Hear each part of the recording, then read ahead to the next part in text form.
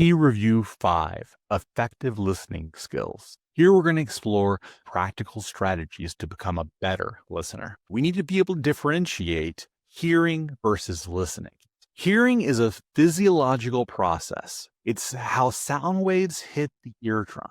For example, you hear traffic noise while daydreaming. Listening, by contrast, is a purposeful cognitive process of selecting, attending, understanding, remembering, and responding to messages. For example, you listen to a classmate's question, make sense of it, and then answer it. The key difference is that hearing happens automatically, whereas listening adds intent, meaning making, and feedback. So to review, the difference between hearing and listening is hearing is a physiological process, whereas listening includes a purposeful cognitive process.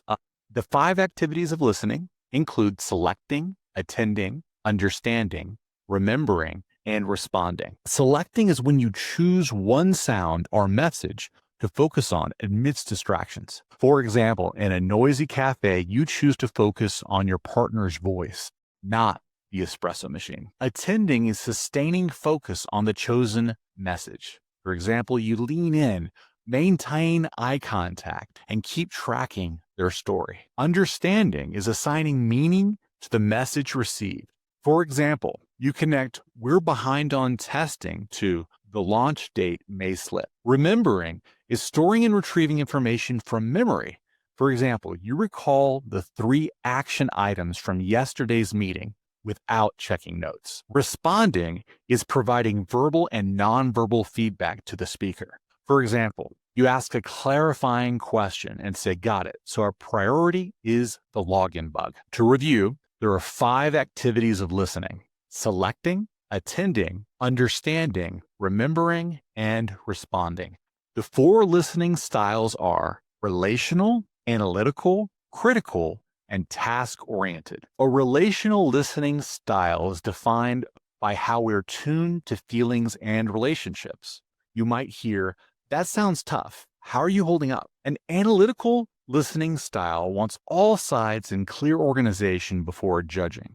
You might hear, "let's map pros and cons for each option." A critical listening style evaluates evidence and logic. It detects inconsistencies. Here you might hear, "what's the source for that stat?"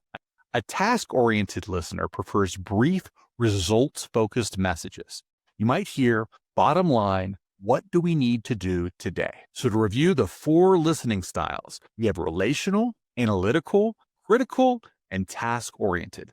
There are 3 major listening barriers: self barriers, information processing barriers, and context barriers. Self barriers are inside the listener. They can be self-focus. For example, planning your reply instead of listening. A fix for this is pausing your inner talk and taking notes. Another self-barrier could be emotional noise. Trigger words can derail attention. The fix for this is breathe, label the feeling, and refocus. Another self-barrier is emotional noise. This can be trigger words that derail attention. The fix is to breathe, label the feeling, and refocus. Critiquing the speaker is another self-barrier. Focusing on delivery instead of content. The fix for this is to listen for ideas first. Information processing barriers are the second major listening barrier. These are limits in handling input. These can include things like a processing rate gap. You think faster than people speak. A fix for this is to use the extra time to summarize. Information overload is when you have too much input. Notification tabs are good examples. A good fix is to silence devices and focus on what you choose to focus on by prioritizing. And last of our information processing barriers are limits in handling input, receiver apprehension, and multitasking. Because of a fear of missing something, we might engage in task switching. A great fix is to focus on a single task instead of multitasking. The next major barrier to listening are context barriers. This can be time and place. So bad timing or a noisy setting. Meeting during lunch rush. A fix could be reschedule or change rooms and close the door. So to review, the 3 major listening barriers are self barriers inside the listener, information processing barriers that limit inputs, and context barriers of time and place. What's the three-step process for better listening? It's stop, look, and listen. Stop. Manage yourself.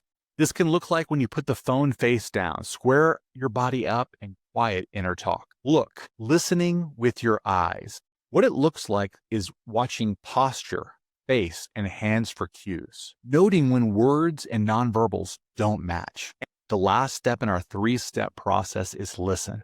This is where you make sense and check. It looks like tracking the main idea, tagging key details, and planning a brief paraphrase or question. Why does this work? Stop removes self-focus and external noise for clear reception. Look gathers additional nonverbal data by observing the speaker. Listen integrates all information and verifies meaning for comprehension. The three-step process is stop, look, and listen. Our next strategy for better listening is responding well. It includes asking focused questions, paraphrasing content, paraphrasing emotions, combining content and feeling, offering empathy and next steps, and keeping feedback effective. Asking focused questions could look like using open, neutral, and non-leading questions. For example, what changed after the update?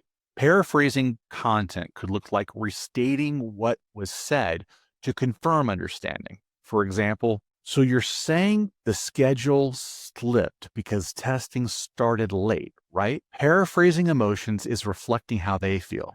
For example, it sounds like you're frustrated and a bit overwhelmed. Is that correct? Combining content and feeling integrates both what was said and how they feel. For example, you're concerned the new policy doubles your workload and you're anxious about burnout. Is that correct? Offering empathy and next steps looks like how we show understanding and suggest actionable next steps. For example, I get why that's stressful. Let's prioritize the top 2 tasks and revisit tomorrow. Keeping feedback effective is when you ensure feedback is descriptive, timely, brief, and useful. Avoid interrupting, defending prematurely, or shifting the spotlight to yourself to keep feedback effective. To review, we ask focused questions. We paraphrase content. We paraphrase emotions. We combine content and feeling. We offer empathy and next steps, and we keep feedback effective. Here are the 6 specific strategies for better listening. Be descriptive. Focus on observable behaviors and specific situations rather than making generalizations. Be timely. Provide feedback as soon as possible after the event to ensure relevance and recall. Be brief. Keep your feedback concise and to the point, avoiding unnecessary details or lengthy explanations. Be useful. Offer actionable suggestions or insights that the recipient can use to improve or grow. Avoid interrupting. Allow the speaker to finish their thoughts completely without interruption.